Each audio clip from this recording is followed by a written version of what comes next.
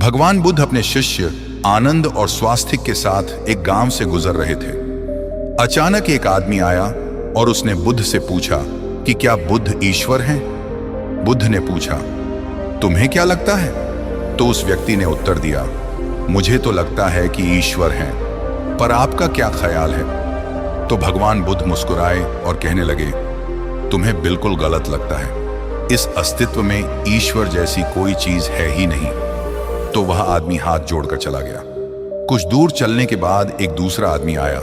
उसने बुद्ध से पूछा, मैं कई दिनों से परेशान हूं, मुझे लगता है कि ईश्वर की बातें सब बकवास हैं। तो बुद्ध हंसे और बड़े प्रेम से कहा, तुम्हें बिल्कुल गलत लगता है। इस अस्तित्व में सिर्फ ईश्वर ही है और कुछ नहीं। जरा देखो तो, आंख बंद तो करो, खोजो तो। इस उत्तर को सुनकर उनके शिष्य आनंद और स्वास्तिक आश्चर्य में पड़ गए कि एक ही सवाल और दो उत्तर। अब शाम हो गई थी।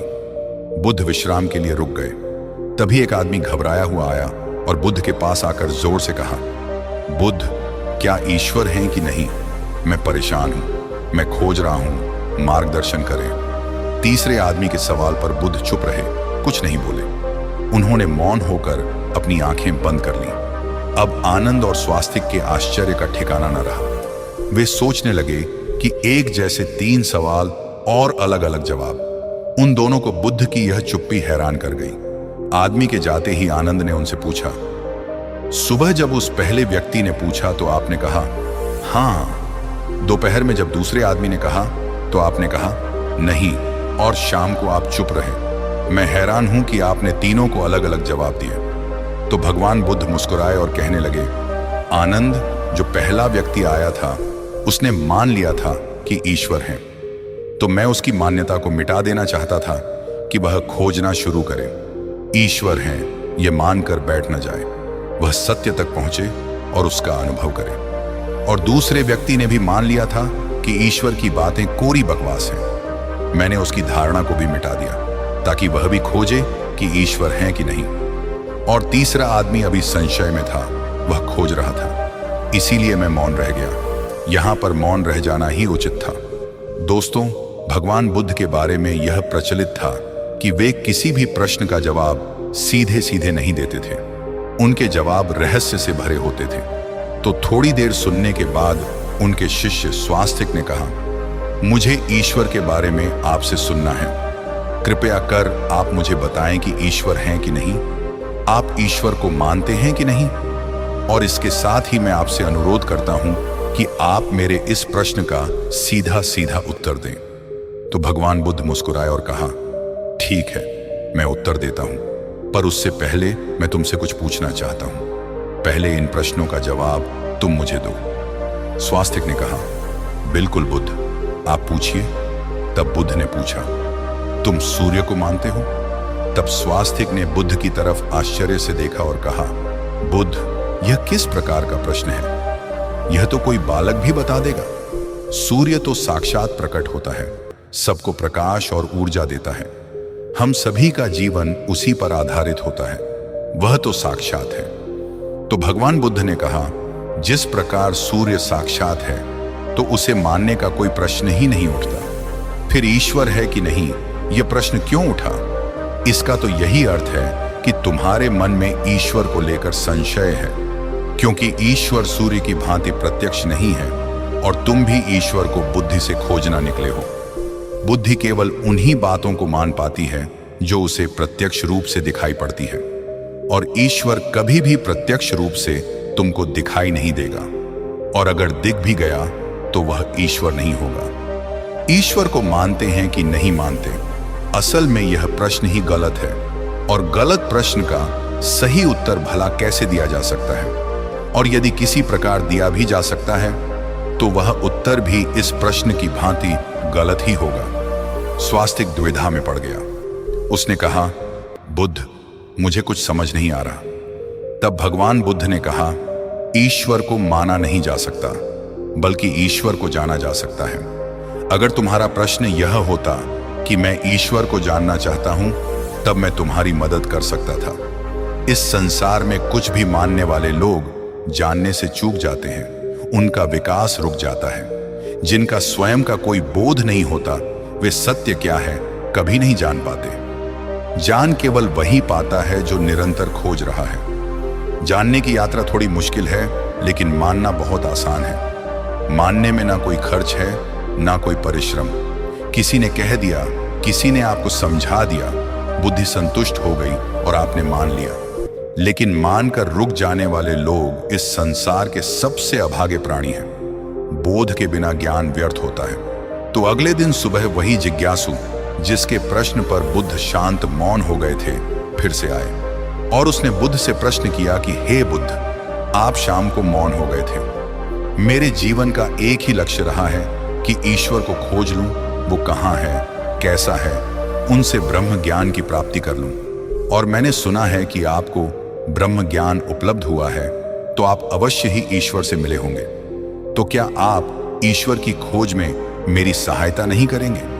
तो बुद्ध ने कहा, जिसे तुम खोज रहे हो उसे तुमने कहां कहां खोजा? तो वो जिज्ञासु बोला, बुद्ध, मैंने सभी तीर्थ, सभी मंदिर और पूरी दुनिया का भ्रमण किया। यज्ञ, हवन, बड़े बड़े अनुष्ठान सब पूरे किए। मैंने वो सभी कार्य किए जो मुझे ईश्वर प्राप्ति के लिए कहे गए थे, लेकिन फिर भी मुझे आज तक ईश्वर नहीं मिले। तब मुझे किसी ने बताया कि आपको परम ज्ञान उपलब्ध हुआ है, इसका मतलब आपने ईश्वर को जरूर देखा होगा। तो क्या आप मेरी सहायता करेंगे? बुद्ध ने कहा, मेरा एक सफेद मोती खो गया है, मैं उसी को खोज रहा हूं। क्या तुम मेरी सहायता कर सकते हो? वो जिज्ञासु बोला, हाँ, मैं बिल्कुल कर सकता हूं। मैं अभी आपका मोती खोज कर दे देता हूं। वो मोती ढूंढने लगा। धीरे धीरे समय बीतता जा रहा था। काफी समय ढूंढने के बाद भी मोती नहीं मिला। तो वो बुद्ध के पास गया और बोला, मैंने बहुत ढूंढा, लेकिन वो मोती मुझे नहीं मिला। यह सुनकर बुद्ध ने कहा, वो मोती अगर तुम मुझे ढूंढ कर दे दोगे, तभी मैं तुम्हारी कोई सहायता करूंगा। क्या तुम्हें तुम्हारे सवालों का जवाब नहीं चाहिए? तो वो जिज्ञासु फिर से मोती ढूंढने लगा। लेकिन काफी समय बीत जाने के बाद वो बुद्ध के पास आकर बोला कि आप ठीक से याद करके बताइए कि मोती कहाँ खोया था। तो भगवान बुद्ध ने मुस्कुराते हुए कहा, वो मोती तो मेरी कुटिया में खोया था। तो वो आदमी बहुत झुंझला गया और कहने लगा कि आप मुझे मूर्ख बना रहे हैं। आप केवल ज्ञानी होने का ढोंग करते हैं। आपको इतना नहीं पता कि जो चीज कुटिया में खोई है वो बाहर कैसे मिल सकती है। वो कुटिया में ही मिलेगी, आपको उसे वहीं खोजना चाहिए था। तो बुद्ध मुस्कुराते हुए बोले, मैं भी तो तुम्हें यही समझाना चाहता हूं। जो चीज तुम्हारे भीतर खो गई है वो तुम्हें बाहर कैसे मिलेगी? तुम कई वर्षों तक बाहर खोजबीन करते रहे, लेकिन एक पल के लिए भी तुमने अपने भीतर खोजा? अपने अंदर खोजो, तब तुम्हें ज्ञान मिलेगा। यह सुनकर जिज्ञासु बोला, हे बुद्ध, आपकी बात तो मैं समझ गया, लेकिन अभी भी मैं यह नहीं समझ पा रहा हूं कि मैं अपने अंदर क्या खोजूं। बुद्ध बोले, तुम अपने ईश्वर को खोजना चाहते हो ना, पर क्या तुमने कभी अपने आप को खोजा है? जिज्ञासु बोला, बुद्ध, मैं अपने आप को जानता हूं। मैं अपना नाम, पद, काम, परिवार, जब से मैंने जन्म लिया है तब से ये सभी चीजें जानता हूं। मैं कुछ भी नहीं भूला हूं। तो फिर मुझे और क्या जानने की जरूरत है? मैं क्या जानूं? तब बुद्ध ने कहा, अभी बताओ, इस समय तुम्हारे सबसे नजदीक कौन है? जिज्ञासु बोला, इस समय तो आप ही मेरे नजदीक हैं। बुद्ध ने कहा, उससे भी ज्यादा नजदीक कौन है? उसने कहा, आपसे ज्यादा नजदीक तो हवा है। बुद्ध ने कहा, हवा से ज्यादा नजदीक क्या है? जिज्ञासु सोचकर बोला, हवा से ज्यादा नजदीक तो मेरे वस्त्र हैं। तब बुद्ध ने कहा, और इन वस्त्रों से ज्यादा नजदीक क्या है? तब जिज्ञासु बोला, इससे ज्यादा नजदीक तो कुछ भी नहीं है। तब बुद्ध ने कहा, अपनी आंखें बंद करो, बिल्कुल शांत होकर अपने भीतर खोजो, तुम्हारे भीतर क्या है। विचारों को हटा दो और ध्यान दो, तुम्हारे नजदीक क्या है। थोड़े समय बाद बुद्ध उससे पूछते हैं, तुम्हारे सबसे नजदीक क्या है? जिज्ञासु बोला, पहले ऐसे लगा मेरी सांसें मेरे सबसे ज्यादा नजदीक हैं, लेकिन धीरे धीरे मेरी सांसें मुझसे दूर होती चली गईं। फिर मुझे लगा कि मेरी दिल की धड़कन मेरे सबसे ज्यादा नजदीक है, और वो भी धीरे धीरे मुझसे दूर हो गईं। मैं खुद से ही दूर हो गया। मुझे अलग अनुभव हुआ, मैं कहीं नहीं हूं, फिर भी हूं। बुद्ध, मैं इस चीज को अभी भी नहीं समझ पा रहा हूं, ये क्या है? बुद्ध मुस्कुराए और कहने लगे कि अब तुम सही खोज कर रहे हो। शीघ्र ही तुम्हें तुम्हारा मोती मिल जाएगा। वो जो तुम्हें समझ नहीं आ रही थी वो समझ आ जाएगी। यह सुनकर जिज्ञासु ने बुद्ध से अपनी अज्ञानता के लिए माफी मांगी और उनका आभार व्यक्त किया कि आपने मुझे ज्ञान का रास्ता दिखाया। तो ईश्वर को मानो नहीं, जानो।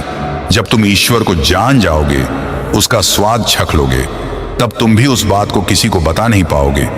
उस ईश्वर की सीधी व्याख्या नहीं कर पाओगे, लेकिन दूसरों को ईश्वर का स्वाद चखाने में मदद कर सकोगे। बुद्ध तत्व संबंधित प्रश्न जैसे ईश्वर व आत्मा, इनसे संबंधित प्रश्नों से बचा करते थे। उनका उत्तर नहीं देते थे, और अगर कहीं व्यवस्था पड़ी, उसका उत्तर देना पड़ा, तो वो उदाहरण के माध्यम से समझाने का प्रयास करते थे। जिन्होंने भी ईश्वर का वर्णन किया, उनके अनुयायियों ने अलग अलग समुदाय बना लिए और अपने ईश्वर को सही और दूसरे के ईश्वर को गलत मानने लगे। बुद्ध इस बात को जानते थे, इसीलिए कई बार उन्होंने ईश्वर को नकारा था। उन्होंने ईश्वर को इनकार इसीलिए किया ताकि आपकी प्यास और गहरी हो सके और आप स्वयं उसे जानें। उन्होंने सदैव कहा है कि मेरे या किसी के कहने को मानो नहीं, स्वयं अनुभव करो। दूसरों के कहने या सुनने से धारणा उत्पन्न होती है, और धारणा खोज में सबसे बड़ी बाधा होती है। बचपन से ही सभी को सिखाया जाता है कि यही हमारे इष्ट हैं, यही हमारे भगवान हैं, और इसीलिए वह बच्चा जो कि खोजी हो सकता था, जो जिज्ञासु हो सकता था, उसकी जिज्ञासा वहीं पर समाप्त हो जाती है, और वह बच्चा जीवन पर्यंत उन कर्मकांडों में लगा रहता है जो कि दूसरों ने उसे बताए थे। वह खुद का मार्ग कभी तलाश ही नहीं पाता, और यही धारणा पीढ़ी दर पीढ़ी हर धर्म में चली आ रही है, और इसीलिए ईश्वर को तलाशने वाले लोग बहुत कम बचे हैं। बुद्ध हमेशा कहते थे कि मानना तो बहुत आसान है। किसी ने कहा और आपने मान लिया, इससे आपकी खोज हमेशा के लिए समाप्त हो गई। अगर आपको सच में खोजना है तो उसके लिए आपके मन में संशय होना चाहिए। संशय होगा तभी सवाल उठेंगे, और सवाल उठेंगे तभी आप किसी को जान पाओगे। वो तो सारे धारणाओं से परे है, क्योंकि धारणा बुद्धि का ही अस्तित्व होता है, और बुद्धि से उसे कभी जाना ही नहीं जा सकता। अगर उसे जानना है तो बुद्धि के पार जाना होगा, और बुद्धि के पार जाने के लिए आपको अपनी धारणा यहीं पर मिटा देनी होगी। हम अपनी पहचान अपने धर्म, अपने नाम, अपने कुल या अपने परिवार से करते हैं, लेकिन ये सारी पहचान ऊपरी होती है, बाहरी होती है, दुनिया के लिए होती है। लेकिन भीतर से जब हम खुद को झांकते हैं, खुद को पहचानने का प्रयास करते हैं, तो हम ये पाते हैं कि हम खुद से ही अनजान हैं। हम खुद को जानते ही नहीं हैं। मैं कौन हूं? यही सवाल अपने आप से बार बार पूछने पर आप अपने भीतर उतरते हैं। रमण महर्षि, जो कि एक बहुत बड़े दार्शनिक हुए हैं, बहुत बड़े संत हुए हैं, वो यही ध्यान अपने शिष्यों से करवाते थे। अपने आप से सवाल करो, अपने मन में यह सवाल उठाओ कि मैं कौन हूं, मैं कौन हूं। और बार बार जब हम यह सवाल अपने आप से पूछते हैं, तो हम अपने भीतर उतरते चले जाते हैं, जहां पर हमें अपने वास्तविक स्वरूप के दर्शन होते हैं, और वहीं पर हमें परमात्मा या फिर भगवान के दर्शन प्राप्त होते हैं। ईश्वर वहीं पर बसता है। दोस्तों, उम्मीद है कि आपको इस कहानी से एक अच्छी सीख मिली हो। ये कहानी आपको कैसी लगी हमें कमेंट करके ज़रूर बताएं, और अपने दोस्तों के साथ ज़रूर शेयर करें, ताकि उन्हें भी इस कहानी से कुछ सीखने को मिल सके। धन्यवाद।